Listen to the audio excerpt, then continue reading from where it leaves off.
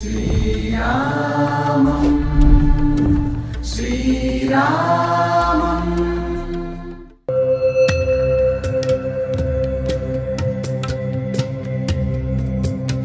అయోధ్యాపురంలో కేవలం రామ మందిరం మాత్రమే కాదు, వేల సంఖ్యలో చిన్న పెద్ద మందిరాలు ఎన్నో ఉన్నాయి. అందులో ప్రధానంగా మనం చూడాల్సింది అయోధ్యకి 15 కిలోమీటర్ల దూరంలో కనిపిస్తుంది. కేవలం అయోధ్యలో మాత్రమే కాదు, చుట్టుపక్కల కూడా చూడాల్సినటువంటి ప్రదేశాలు చాలా ఉన్నాయి. అందుకోసమే మనం 15 కిలోమీటర్ల దూరం ప్రయాణించి ఇక్కడికి చేరుకున్నాము. ప్రస్తుతం ఇక్కడ నా వెనకాల కనిపిస్తోంది దశరథ మహారాజ్ సమాధి. క్షత్రియుడు అయినప్పటికి కూడా ఎందుకు సమాధి చేశారు, ఎందుకని ఈ ప్రాంతానికి అత్యంత ప్రాముఖ్యత ఉంది, ఎందువల్ల మనం ఈ ప్లేస్కి కూడా వచ్చి దర్శించుకోవాల్సినటువంటి అవసరం ఉంది, ఇవన్నీ మనం చూడబోతున్నాం. నాతో పాటుగా రండి. ఇక్కడ ప్రధాన పూజారి ఉన్నారు, పాండేజీ. ఆయనతో మాట్లాడదాం, మరిన్ని వివరాలు తెలుసుకుందాం.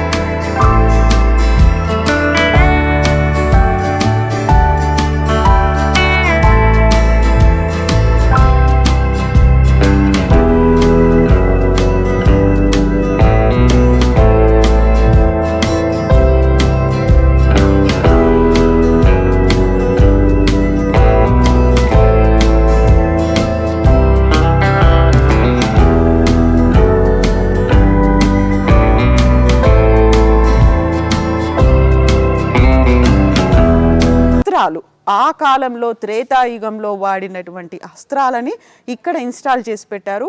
అయితే ఇన్ని యుగాలు మారి ఇన్ని దశాబ్దాలు అంటే ఇన్ని శతాబ్దాలు అయిపోయినప్పటికీ కూడా ఇప్పటికీ తుప్పు పట్టనటువంటి అస్త్రాల్ని మనం అక్కడ చూస్తున్నాము. దీంతో పాటుగా వశిష్ఠ మహర్షికి సంబంధించినటువంటి పాదాలు కూడా ఉన్నాయి, పాదముద్రలు అనేవి ఉన్నాయి. సో దీని గురించి ఫస్ట్ మాట్లాడుకుందాము. ఆ తర్వాత దశరథ మహారాజు విగ్రహము, భరత శత్రుఘ్నుల విగ్రహంతో పాటుగా శనికి సంబంధించినటువంటి విగ్రహం. ఎందుకని ఇక్కడ దాకా వచ్చి ఇక్కడ దశరథ మహారాజు సమాధిని చూడాల్సిన అవసరం ఉంది. ఆ తర్వాత శనిదేవుడికి ఉన్నటువంటి ఇంకొక ప్రత్యేకత ఏంటి మనం మాట్లాడుకుందాం. మనతో పాటుగా ఉన్నారు పాండే గారు. So पांडे जी नमस्कार, जय श्री राम। जय श्री राम। जय श्री राम। जय सिया राम। हम लोग बात कर रहे थे दशरथ महाराज जी का समाधि के बारे में। तो हमने कभी नहीं सुने कि क्षत्रिय होने के बाद समाधि रूप में हम क्यों दर्शन कर रहे हैं यहाँ पर। जय श्री राम। सबसे पहले हम आपको यह बताएंगे कि हमारे अयोध्या की जो शास्त्रीय सीमा है लगभग 84 कोस में फैली हुई है और स्कंद पुराण के अनुसार हमारे अयोध्या जो मूल है वो एक मत्स्य आकार में है। जो सबसे बड़ा कारण यह है कि जितने श्रद्धालु बाहर से आने वाले हैं, भक्तगण आते हैं, उन्हें केवल इतना ही पता है अयोध्या में राम जन्मभूमि, हनुमानगढ़ी, कनक भवन, दशरथ महल, सरजू स्नान, नागेश्वर नाथ इत्यादि दर्शन करने के बाद ही वापस चले जाते हैं। यहाँ तक नहीं आते। यहाँ की बात क्या, जितने और भी पौराणिक तीर्थ स्थल है वहाँ दर्शन नहीं पहुँच पाते वो। तो हम आपको सबसे पहले यह बताएंगे कि जो हमारी मूल अयोध्या है वो एक मत्स्य आकार में है, जो मछली के आकार की है।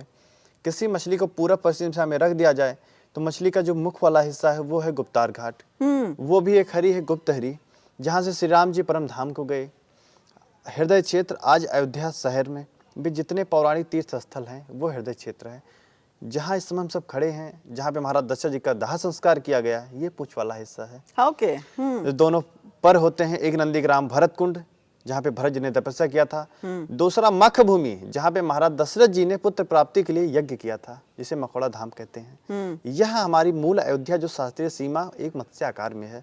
अब बात आती है कि महाराज दशरथ जी का दाह संस्कार यहाँ पर क्यों किया गया। ఇక్కడ అయోధ్యకి సంబంధించి చూసుకుంటే ఓవరాల్ గా ఆ స్ట్రక్చర్ అనేది ఎలా కనిపిస్తుంది అంటే ఒక మత్స్యాకారంలో కనిపిస్తుంది, ఒక చేప రూపంలో కనిపిస్తుంది. చేపకి ఒక ఫేస్ అనేది ఒక ముఖం రూపంలో ఉండేది గుప్తార్ ఘాట్. ఆ గుప్తార్ ఘాట్ లోనే అక్కడ మహాసమాధి చెందడానికి ముందు అంటే జల సమాధి చెందడానికి ముందు రాముడు లక్ష్మణుడు సమేతంగా ఉన్నటువంటి అయోధ్య పరివారం అంతా అక్కడికి చేరుకున్నారు. అక్కడ పూజల తర్వాత సరయూ నదిలోనే జల సమాధి అయ్యారు. అది ముఖం రూపంలో ఉంటుంది. ఇక మధ్యలో ఏదైతే ఒక హృదయ భాగం అని అంటామో అది అయోధ్య రామ మందిరం దగ్గర ఉంది. అండ్ మనం ఇక్కడ ఉన్నటువంటి ఈ ప్రాంతం ఒక చేపకి సంబంధించి చివరి ఒక తోక ఆకారం లాగా కనిపిస్తుంది. ఏదైతే ఎండ్ పార్ట్ అనేది కనిపిస్తుందో ఆ ఎండ్ పార్ట్లో మనం ఇక్కడ ఉన్నాము. సో ఇక దీనికి సంబంధించి ఓవరాల్గా అయితే ఎందుకని సమాధి చేయాల్సి వచ్చింది? पांडे जी बोलिए आप, क्यों समाधि की? ये महाराज दशरथ का दाह संस्कार यहाँ क्यों किया गया? हाँ। इसका कारण यह था कि जिस समय महाराज दशरथ जी का शरीर छूटा है, उसमें राम जी लक्ष्मण जी के साथ माता सीता जी वनवास से चली गई थी। भरत और शत्रुघ्न जी थे, लेकिन उस समय वो भी ननिहाल में थे। वशिष्ठ जी के द्वारा दूत भेज के उन्हें बुलाया गया, लेकिन ये सूचना नहीं दी गई कि महाराज जी अब नहीं रहे, अति शीघ्र आवे, ऐसी सूचना दी गई। भरत और शत्रुघ्न जी अयोध्या पहुंचते हैं, तो यहाँ आने के बाद सारा वृत्तांत सुनते हैं। तो भरत जी कहते हैं कि हमारे पिताजी का अंतिम संस्कार ऐसे स्थान पर किया जाए जहाँ किसी अन्य का दाह संस्कार ना किया गया हो। हाँ। तो वशिष्ठ जी के नेतृत्व में, गुरु वशिष्ठ जी के नेतृत्व में जितने आचार्य विद्वान शोधकर्ता इस कार्य में लग गए कि वह सबसे पवित्र भूमि कौन सी है जहाँ पे महाराज दशरथ जी का दाह संस्कार किया जा सके। क्योंकि ये तो पता नहीं था कि बिल्वहरी घाट पर ही महाराज जी का दाह संस्कार कर दिया जाए। इसे बिल्वहरी घाट बोलते हैं। हाँ, तो शुद्ध दाह संस्कार के लिए शोध करने में समय लगा। उस समय तक शरीर को सुरक्षित रखने के लिए ऐसा बताया जाता है कि पूरे नौका में सरसों का तेल डाल के महाराज जी का शरीर उसमें रखा गया, जिससे शरीर सुरक्षित रहे। कितने दिन तक? ये इसका कोई वर्णन नहीं है, रखा गया। उसके बाद जितने आचार्य विद्वान शोधकर्ता इस कार्य में लग गए कि वह सबसे पवित्र भूमि कौन सी है जहाँ पे किसी का अंत्येष्टि ना हुआ हो, अंतिम संस्कार ही ना हुआ हो, ऐसी जगह का शोध करना था। तब शोध करते करते जब यहाँ पर पहुंचे जहाँ पे इस समय हम सब हैं, यह विल्लहरी घाट है। अयोध्या में हमारे सब हरियाँ हैं, विल्लहरी, चकहरी, चंदहरी, गुप्तहरी, पूर्णहरी, ऐसे 7 हरियाँ हैं। ये विल्लहरी घाट है। तो यहाँ आने के बाद हम सबको पता है कि जब हम कि हिंदू समाज में दाह संस्कार किया जाता है तो चिता में पहले 4 खूंटे लगाए जाते हैं। लेकिन यहाँ पे चक्रवर्ती महाराज दशरथ जी को दाह संस्कार करने के लिए केवल 3 खूंटे की ही पवित्र भूमि मिली थी, जहाँ पे किसी का अंतिम संस्कार नहीं हुआ था।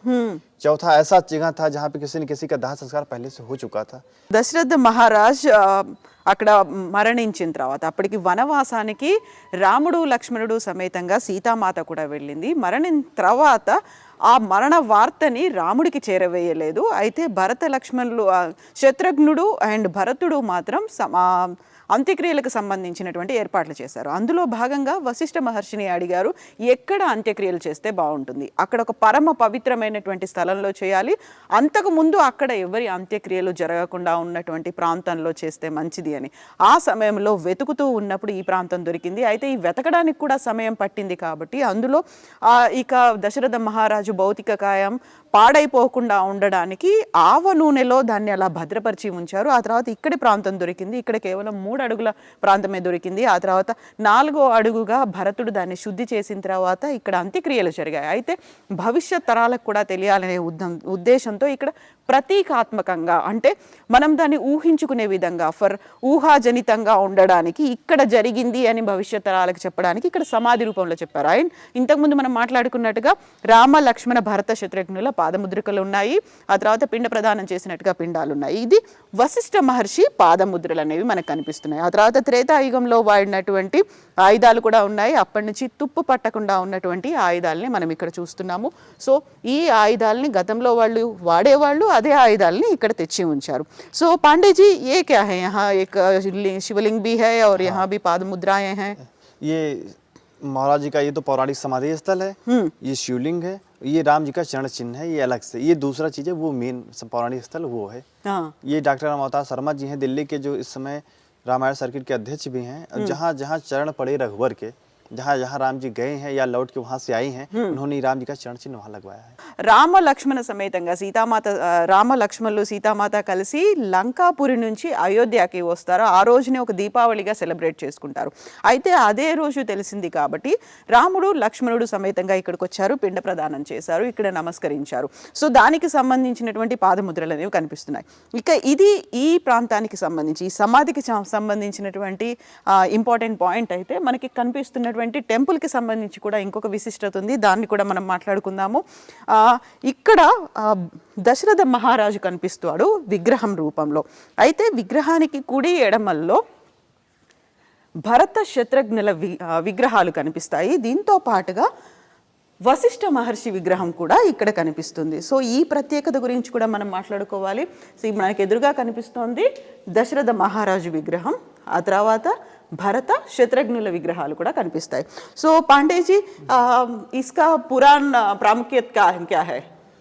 बीच में महाराज दशरथ जी हैं, हाँ. बगल भरत और शत्रुघ्न जी हैं, ये गुरु वशिष्ठ विराजमान है.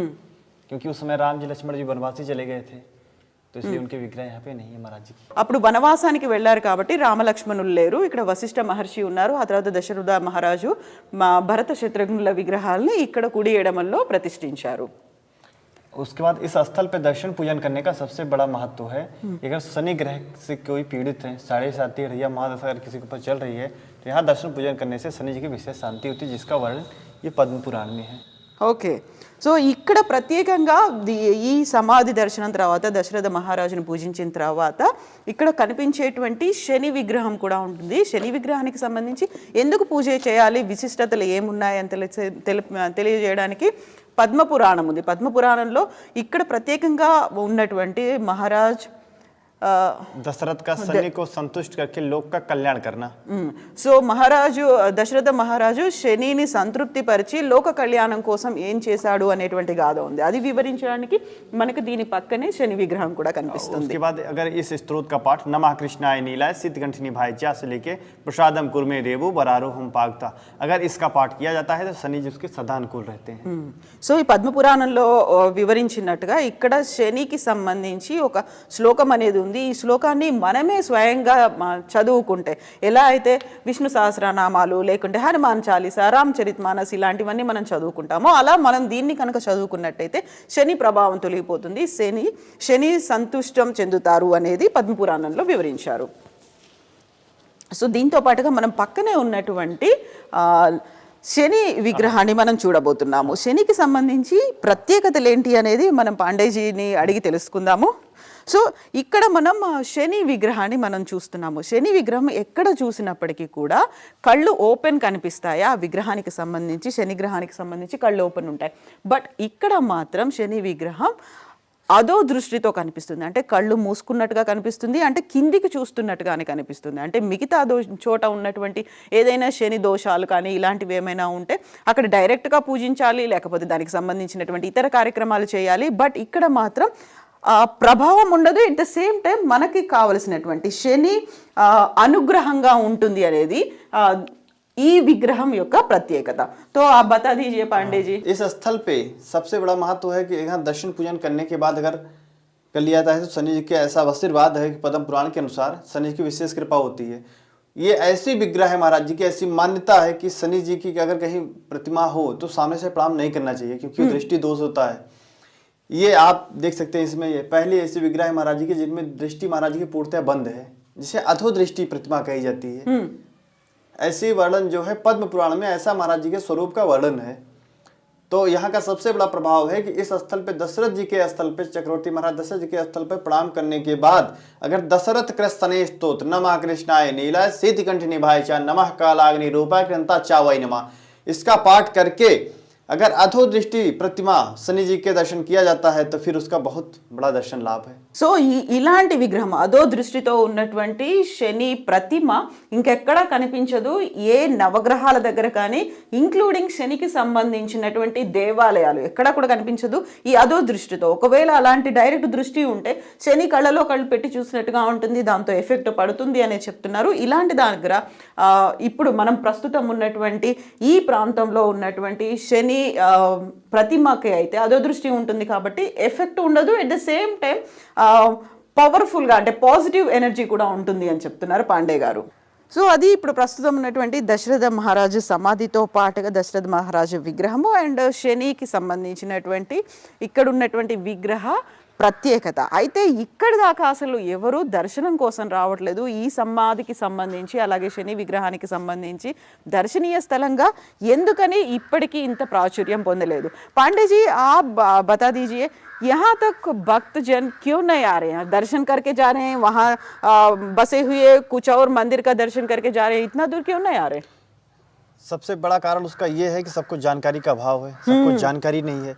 और उसके बाद कुछ भक्त ऐसे भी कहते हैं आने जाने के लिए व्यवस्थाएं नहीं है, रास्ता सुलभ नहीं है। लेकिन अब जब से प्रधानमंत्री नरेंद्र मोदी जी, योगी जी के नेतृत्व में अब हमारे जितने 84 कोस में जितने फैले हुए हमारी पौराणिक तीर्थ स्थल हैं, सबका सौंदर्यकरण जीर्णोद्धार का कार्य किया जा रहा है। और जहाँ तक दशरथ समाधि स्थल का कार्य है, यहाँ भी ऐसी बहुत परियोजनाएं हैं कि आने वाले समय पे यहाँ दुकानें, लाइट सुसज्जित होते हुए और 4 लेन रोड सीधे अयोध्या से यहाँ कनेक्ट किया जा रहा है, जिससे आने वाले श्रद्धालुओं को आसानी होगी पहुँचने में और दर्शन लाभ ले सकेंगे। तो అదే యాక్చువల్గా అయితే ఒక